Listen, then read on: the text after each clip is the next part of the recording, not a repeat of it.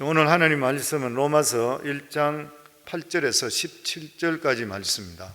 먼저 내가 예수 그리스도로 말미암아 너희 모든 사람에 관하여 내 하나님께 감사함은 너희 믿음이 온 세상에 전파됨이로라.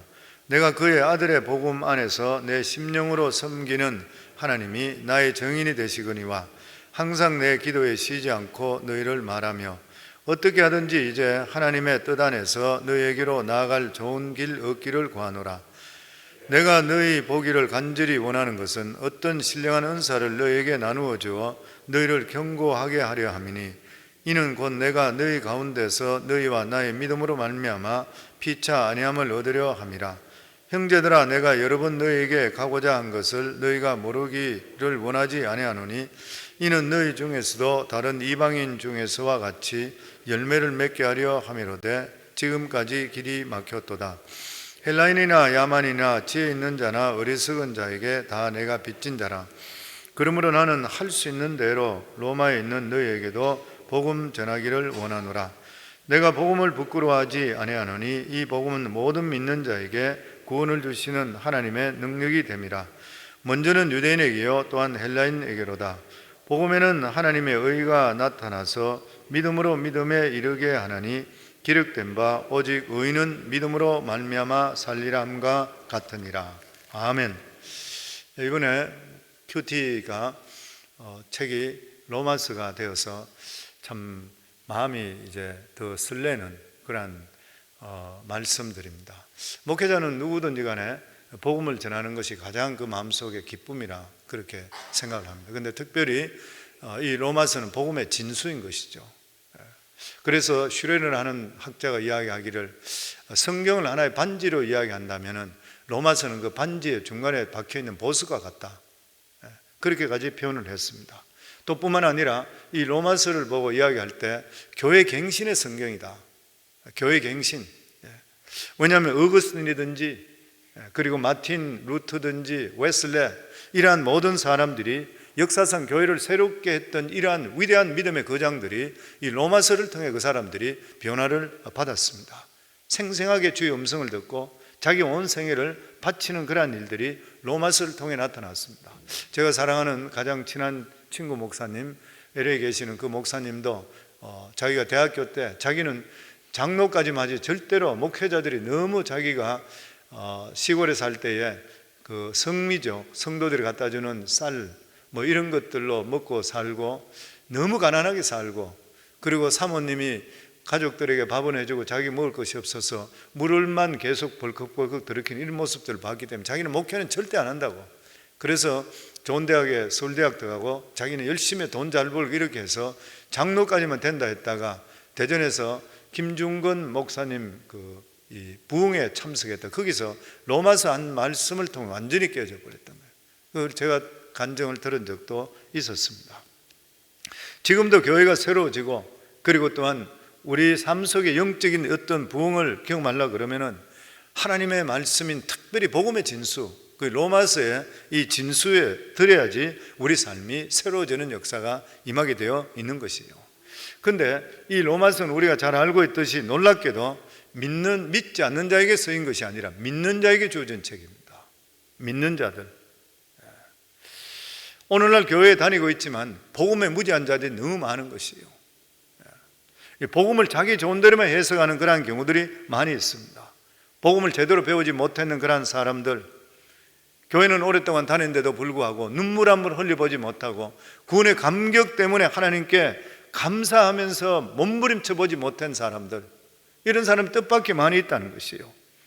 들어도 전혀 감이 없는 그러한 사람들, 또 복음을 잘못 이해하고 자기 생각대로 믿는 그러한 사람들, 이런 사람들이 뜻밖의 교회에 많이 있다고 하는 것이에요. 보면 사도 바울은 이 로마서를 쓴 것은 불신자들 회심을 위해서가 아니라 이미 믿고 있는 사람들 다시 복음을 통해서 우리 자신들이 새로워지는 것.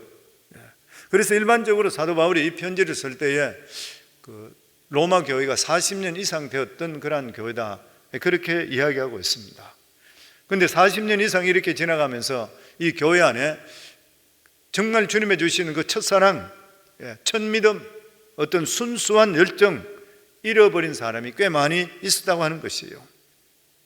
그러니까 우리가 기억하고 있을 거라 생각하는데, 로마서는 16장까지 되어 있는데 1장에서 11장까지는 교리고 12장에서 16장까지 실천에 대한 말씀이죠. 그런데 13장에 보면 이런 말씀이 있습니다. 낮에와 같이 단정히 행하고 방탕과 술 취하지 말며 음란과 호색하지 말고 쟁투와 시기하지 말라. 그러니까 이 말씀이 그 당시에 써 있는 것을 볼 때에 예수 믿는다고 하는데도 불구하고 이 사람들이 방탕하고 술 취하고 음란하고 호색하고 쟁투하고 시기하는 그러한 것들이 많이 있었다는 것을 알 수 있게 되는 것이에요. 믿는다고 하는데도 불구하고 문제들이 너무나 많았다고 하는 것입니다.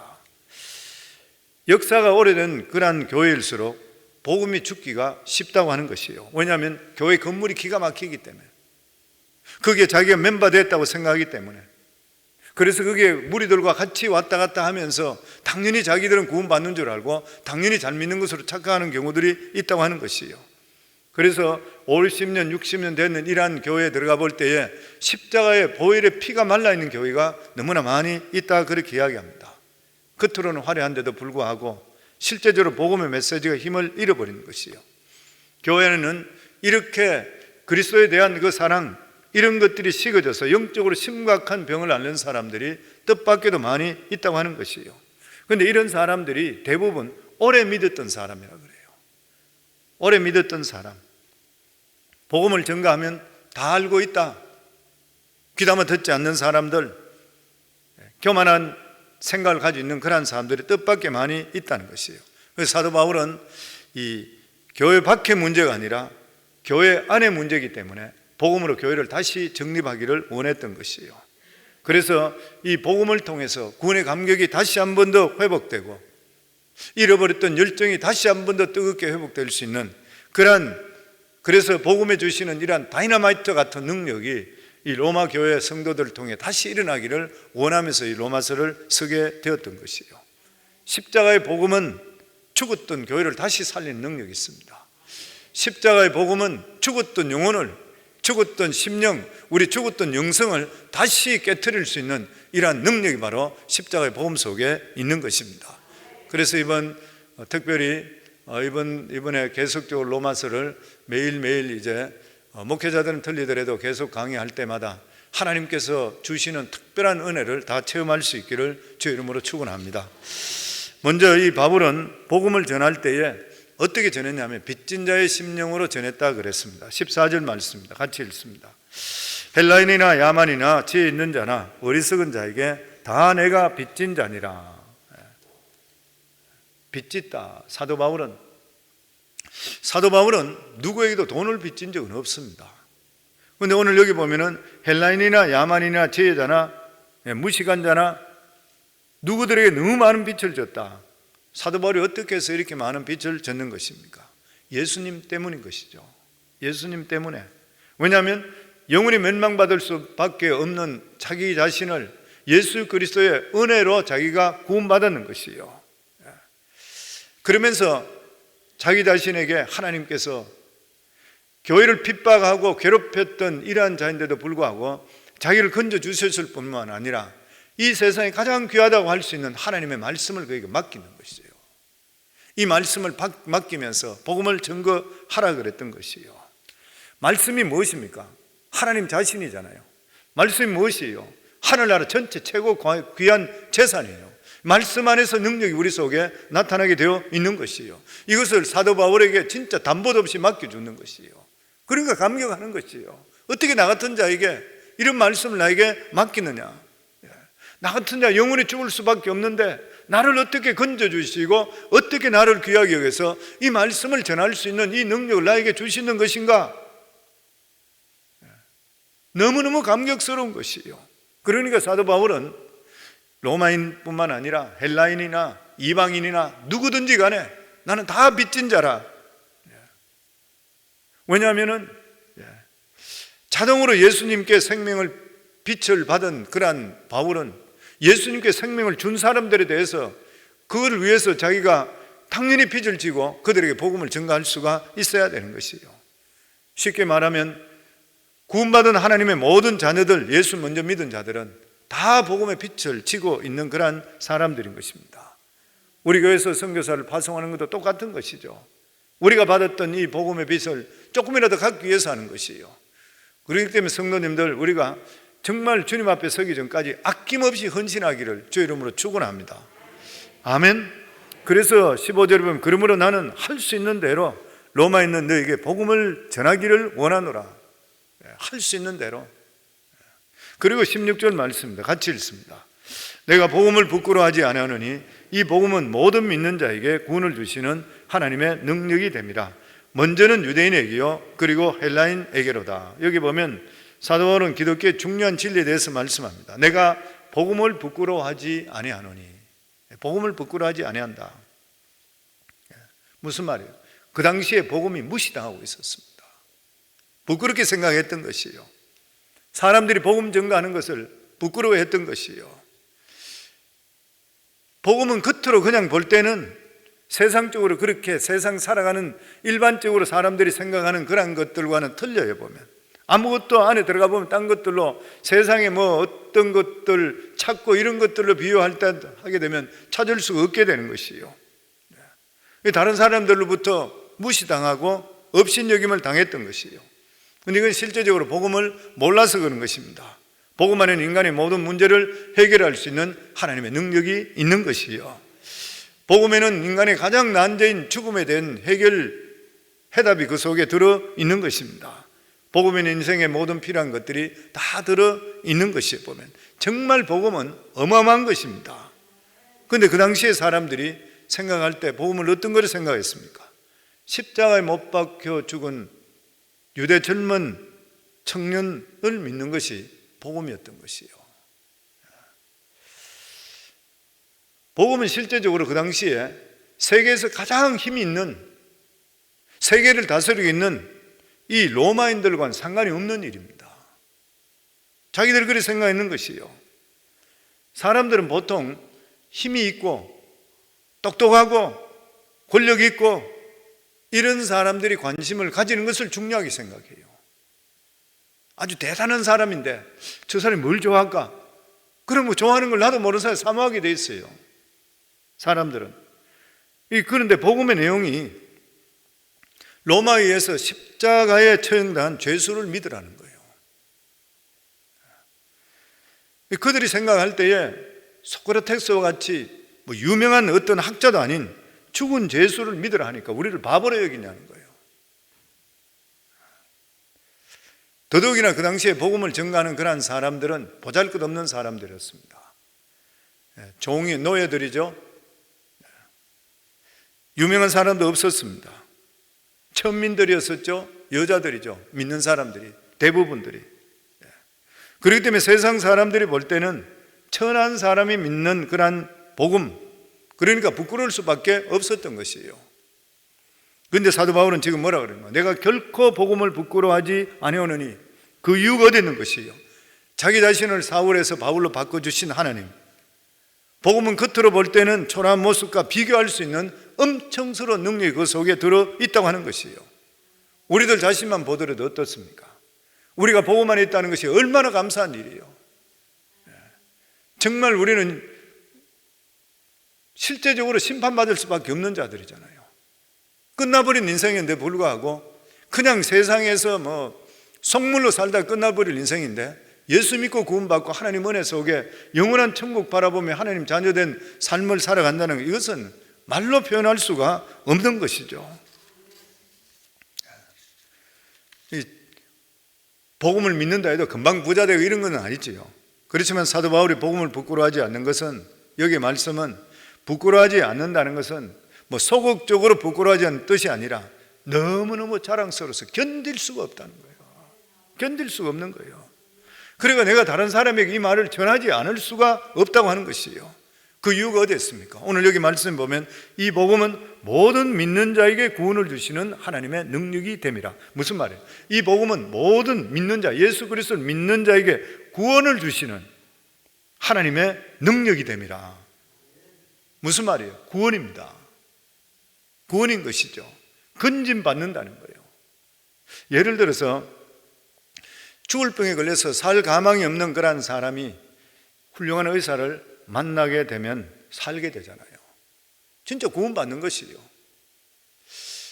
폭풍 속에 배가 밑창에 구멍이 뚫어져서 파손 직전이 돼서 이제는 물에 빠져 죽을 수밖에 없는데 헬리콥터가 와서 건져주면 구원이잖아요. 그 사람 살게 되었습니다. 그렇다면 여기 오늘 말씀에 복음이 사람을 구한다는 것은 이 구원은 어떤 것인가요? 하나님께서는 우리를 구원해 주신다는 것은 죽을 병에 건지는 것, 배가 침몰하는 것 살리는 것보다 훨씬 더 근본적이고 본질적인 걸 말씀합니다. 일단 우리가 생각하는 구원은 사람이 생명이 이 세상에 사는 것에서 모든 것이 끝난다고 전제하는 것이에요. 그러니까 우리가 죽을 병에 걸렸다 다시 살아난다, 배에 빠졌다가 죽어야 되는데 다시 살아났다, 이 말은 지상에서 생명을 얼마 정도 더 연장되는 것이에요. 우리가 생각하는 일반적인 구원은 이것도 너무나 귀한 일이죠. 왜냐하면 죽을 사람이 다시 살아났으니까. 그렇지만 궁극적으로 사람은 죽게 되어 있는 것이에요. 하나님께서 보시는 것은 이 세상의 생명도 중요하지만 그보다 수천 배, 수만 배 더 중요한 것이 뭐냐면 우리의 영원한 상태라는 거예요. 영원한 상태입니다. 우리가 이 세상에 살고 죽는 것뿐만 아니라 죽고 난 후에 살고 죽는 것이요, 죽고 나서 살고 죽는다는 것이요. 이 세상에 오래 사는 것은 단지 생명의 연장에 불과하지만 진짜는 그 뒤에 때문에 하나님께서 우리에게 복음을 주신 것이요. 이 복음이 우리에게 주는 것이 무엇입니까? 복음은 우리 운명을 바꾸는 것이에요. 영원한 운명을 완전히 바꾸시는 겁니다. 인간에게 정해져 있는 것은 이 세상 살다가 죽는 것이에요. 그러니까 우리가 이 세상에 사는 것은 사망에 대해서 어떤 연장선밖에 되지 않는 것이에요. 우리는 죽고 나면은 즉시로 모든 인간은 영원한 고통 속에 빠집니다. 죄로 말미암아 심판받는 것이죠. 그리고 이 죽음은 우리에게 언제 다가올지를 모르는 것이요. 그리고 죽는 순간에 심판대 앞에 서고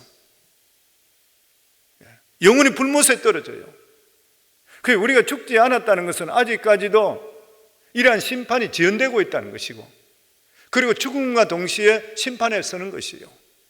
모든 사람은, 그런데 예수 그리스도로 말미암아 대신 심판받은 사람은 예수 그리스도가 심판주기 때문에 심판에서 벗어나는 것이요. 이 세상에 태어난 모든 사람은 인간의 죄로 말미암아 한 사람도 빼놓지 않고 지옥의 형벌의 대상입니다. 이것이 인간의 숙명입니다. 한 사람도 벗어날 수가 없는 것이요. 실제로 우리 인간은 미래를 알기 위해 점치러 갈 필요가 없는 것이요. 인간의 미래는 정해져 있습니다. 그것이 무엇입니까? 영원한 지옥과 저주인 것이요. 그런데 하나님의 복음은 우리의 영원한 운명을 바꾸어 놓습니다. 영원한 지옥에서 영원한 축복으로 이러한 능력이 복음 속에 들어있다고 하는 것이에요. 그런데 사람들은 이러한 엄청난 복음의 능력을 모르고 있는 것입니다. 그러다가 실제적으로 복음을 받아들이게 될 때는 우리 인생의 변화가 일어나는데 정말 죄에 빠져서 인생을 망치고 귀신 들리고 마약에 중독되고 폐인됐던 이런 사람들, 예수 그리스도 만남을 통해서 아무도 치료하지 못했던 것이 치료되는 그런 고백을 하게 되는 것이에요. 복음은 망쳐버린 인생을 다시 회복시키는 놀라운 역사가 우리 속에 임하게 되어 있는 것입니다. 복음은 미신과 우상 숭배 이러한 정욕에서 빠져 끝장 나버리는 그러한 인생을 다시 살리는 그러한 역사가 임하게 되어 있는 것입니다. 그런데 이 복음에는 중요한 아주 특징이 하나 있는데 그것은 뭐냐면은 이 구원을 얻는데 오직 요구하는 것은 바로 믿음인 것입니다. 구원을 얻는 데는 오직 믿음만 필요한 것이에요. 예수 그리스도의 십자가와 그리고 부활을 믿는 것입니다. 이것만 믿게 되면 무조건 하나님께서 우리들에게 영생을 허락해 주시는 것이에요. 다시 말하면 믿음이란 하나님의 말씀을 믿는 것이에요. 지금까지 내 생각이 옳다고 믿었는데 이제부터는 나는 틀렸고 하나님 말씀은 맞다, 이런 것을 내가 믿는 것이에요. 내가 구원에 이르는 것은 무슨 선행이나 하고 좋은 일을 해야지 구원에 이른다고 생각했는데 그것이 아니라 하나님이 하신 모든 일들을 우리가 믿으면 되는 것이, 받아주면 되는 것이에요. 보면 이 로마 천주교가 문제가 있는 것이 뭐냐면은 이 사람들은 오직 믿음으로 구원받는다는 것을 시시하게 생각했습니다. 많은 고행을 해야 되고 선행을 해야 되고 종교적인 열심이 있어야 된다, 이렇게 그 사람들은 믿었습니다. 그럼에도 불구하고 사람들에게 만족이 없었어요. 마틴 루터 같은 사람, 그 마음속에 영혼의 만족이 없었던 것이요. 그러다가 결국 오늘 읽었던 로마서 1장 17절에 있는 오직 믿음이라는 말씀을 자기 마음속에 받아들이며 오직 믿음으로 구원 얻는다는 것을 깨닫게 되었던 것이요.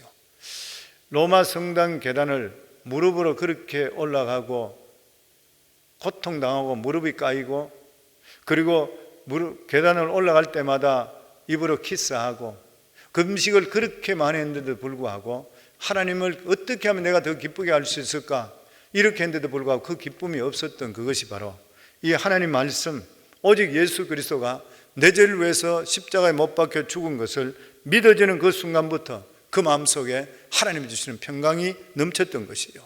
그렇기 때문에 구원은 오직 믿음인 것입니다. 요한 웨슬레도 마찬가지인 것이죠.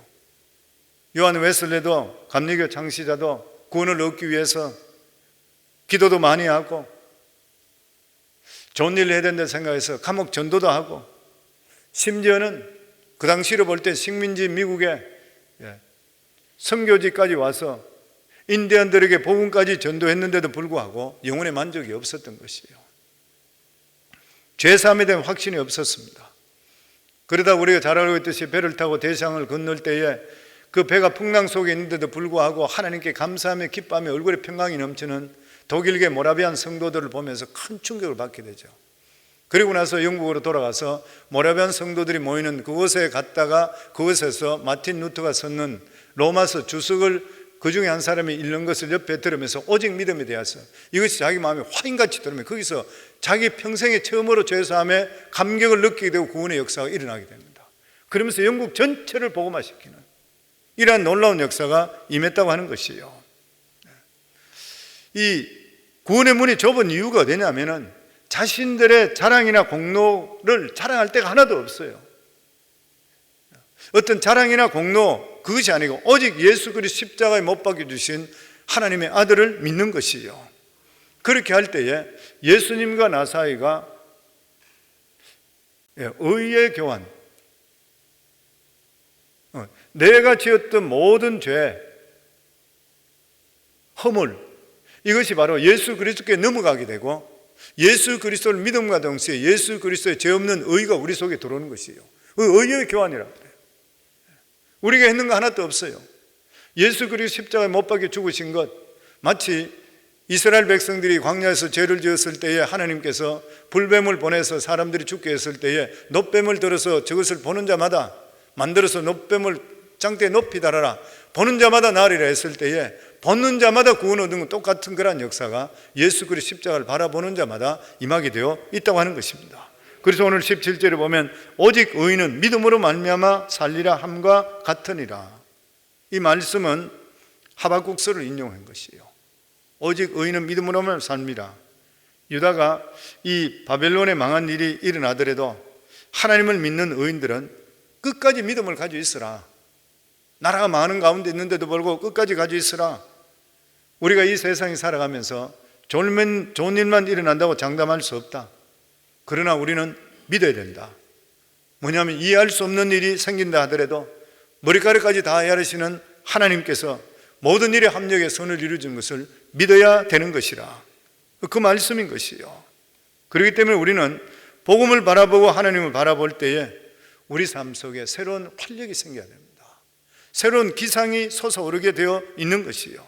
우리가 이 땅에 살고 있지만 하늘의 능력과 연결되어 있다는 것을 믿으시며 살아갈 수 있어야 돼요. 마태복음 18장 18절에 보면 진실로 너희에게 이르노니 무엇이든지 너희가 땅에서 매면 하늘에서도 매일 것이요 무엇이든지 땅에서 풀면 하늘에서도 풀리리니. 성도는 우리가 이 세상에서 하고 있는 게 하늘나라와 연결되어 있다는 거 아세요?